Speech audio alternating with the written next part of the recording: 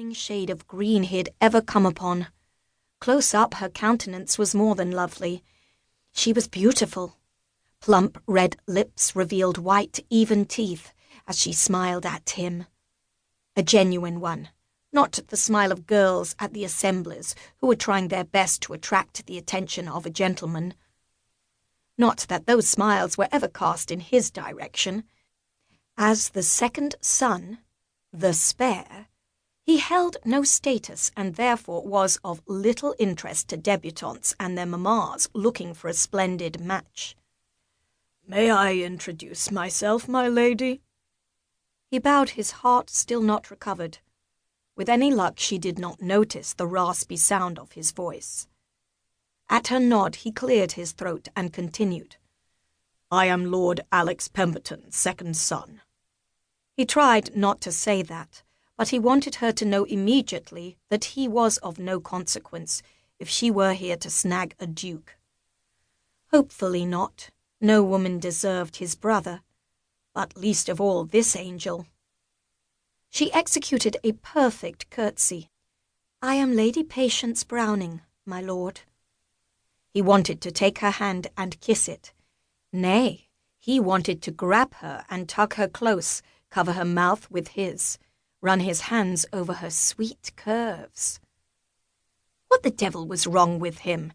At 21 years, he certainly had tested the waters when it came to women, but none had ever affected him like this one. "It is a pleasure to meet you, Lady Patience." "Hey, boy, I didn't know you were home from university."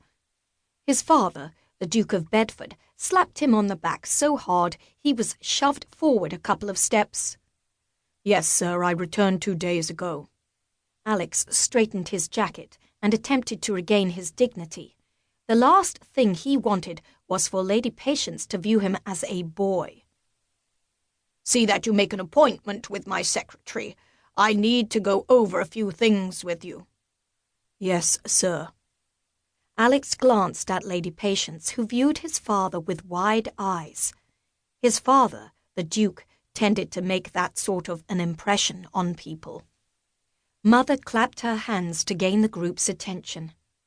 "I am sure our guests are weary from their journey, so I have arranged for tea to be served in a half hour, to give you all a chance to retire to your rooms and refresh yourselves."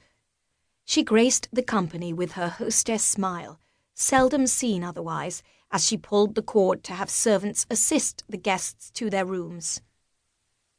Alex watched Lady Patience follow her mother and a maid. She turned and gave him a slight smile before she left. He felt as though the sun had just departed the drawing-room.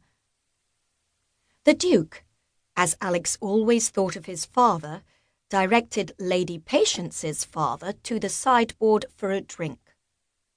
Since no one had bothered to introduce him, Alex still didn't know the name of their guests, except for Lady Patience. "Give that chit a year or two and a ride between those sweet thighs would be memorable." Cyrus sipped his drink and smirked at Alex. The muscles in his stomach tightened at his brother's vulgar words. "Close your filthy mouth. She is a mere girl." "Ah, but mere girls of 6 and 10 years turn into long nights and sweaty sheets." So, since his brother seemed to be in the know, Lady Patience was 6 and 10 and not yet out. No surprise there. She didn't have the full body of a woman, but certainly held a lot of promise. Then he felt as dirty as his brother with his thoughts. Rather than continue to give Cyrus an audience for his disgusting comments, Alex retreated and headed to his bedchamber. It had been a mistake to return home when the term had ended at university. When would he learn? Cyrus had always been the golden child.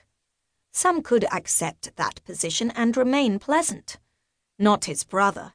He had taken every opportunity to harass, tease, and beat the spare. Alex's only reprieve had been when he had been sent to Eton to enjoy the friendship of other boys. It was time he made his own way in the world.